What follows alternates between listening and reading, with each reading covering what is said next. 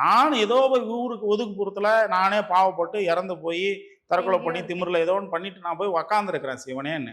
உக்காந்துருக்கிற இடத்து நீயா தேடி வந்து நான் இருக்கிற இடத்துல வந்து உக்காந்து சாப்பிட்டு நீ ஏன் வந்த அப்படின்னு என்ன போய் ஒரு சாமியார் கேட்ட நான் எப்படி சும்மா இருப்பேன் அப்படின்றது இந்த ஆத்மாக்களுடைய கேள்வியா இருக்கும்.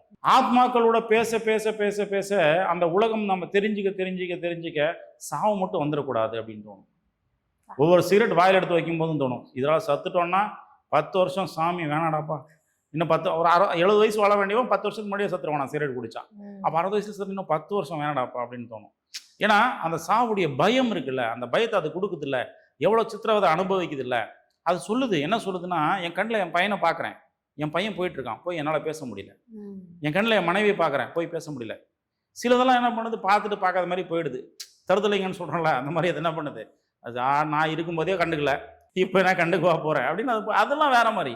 ஆனால் சிலதெல்லாம் ஏங்குது, பாசத்துக்கும் அதுக்கெல்லாம் ஏங்குது.